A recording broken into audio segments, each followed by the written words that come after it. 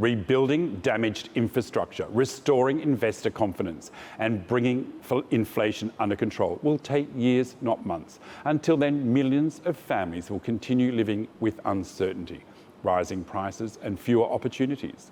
For Iran's leaders, the challenge is becoming as much economic as political. The longer the crisis continues, the greater the pressure from a population that wants stability, jobs, and a chance to build a better future. The world may measure this conflict in military strikes and diplomatic negotiations, but for ordinary Iranians, it is measured in empty wallets, smaller meals, struggling businesses, and the daily effort to provide for their families. That may ultimately become the conflict's lasting legacy. For millions of people in the Democratic Republic of Congo, life has become a daily battle for survival. This is a country blessed with extraordinary natural wealth, yet so many of its people live surrounded by unimaginable suffering. In villages and towns across the country's east, families wake each morning not knowing whether they will still be alive by nightfall. Children who should be walking to school instead of running from gunfire. Mothers hide with their babies in churches, schools, and overcrowded camps, praying armed men do not find them. Fathers face impossible choices between searching for food or staying to protect their families. Homes that took a lifetime to build have been reduced to ashes in minutes. Entire communities have vanished almost overnight, emptied by fear as hundreds of thousands flee advancing fighters.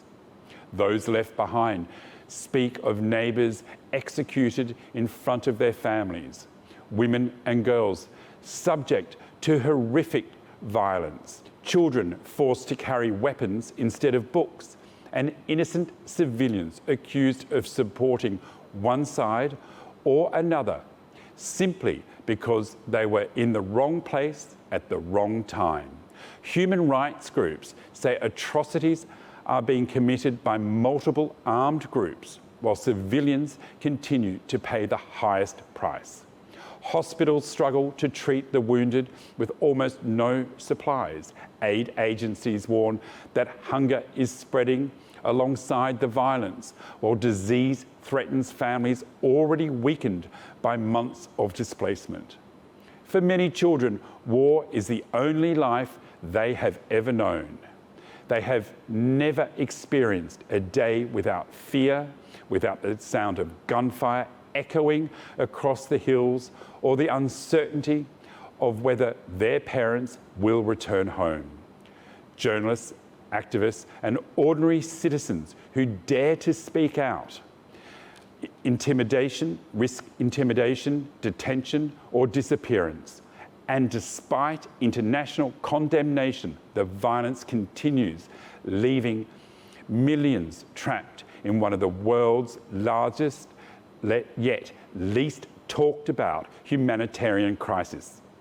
Behind every statistic is a name, a family, and a future that may never be realised. Behind every report of another massacre is another community grieving loved ones who will never come home. For many Congolese, the greatest fear is not simply dying, but being forgotten by the world whose attention is so often focused elsewhere.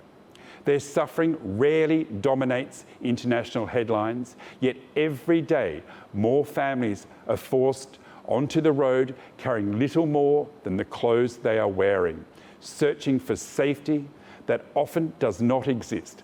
This is not simply a conflict over territory or politics, it is a crisis of humanity and where ordinary people continue to endure extraordinary cruelty while hoping that one day the world will finally listen. The violence in eastern Congo is driven by a complex web of armed groups, regional rivalries, and competition for some of the world's most valuable minerals, including cobalt, coltan, and gold. Control of land often means control of enormous wealth, yet local communities see little benefit from the resources beneath their feet. Instead, they are caught between competing forces that use intimidation, forced recruitment, and violence to maintain power. Human rights organisations have documented reports of summary executions, torture, arbitrary detention, rape, and the recruitment of children into armed groups. Entire villages have emptied as people flee repeated attacks, while overcrowded displacement camps struggle to provide even the most basic necessities. The United Nations warns that Eastern Congo is facing one of the world's largest displacement crises, with millions forced from their homes. Many families have fled several times, each move taking them further from any sense of normal life. Schools have closed, farms have been abandoned, and local economies have collapsed. Even when fighting subsides, the trauma remains. Survivors face years of psychological scars, alongside the challenge of rebuilding communities that have been torn apart. Humanitarian organisations continue to call for greater international action, accountability for those responsible, and stronger protection for civilians, warning that without sustained attention, the cycle of violence is likely to continue. There are renewed diplomatic efforts aimed at reducing tension and bringing greater stability to Eastern Congo. But lasting peace will require far more than agreements signed by political leaders. It will depend on whether armed groups are disarmed, those responsible for atrocities are held accountable, and civilians are finally protected.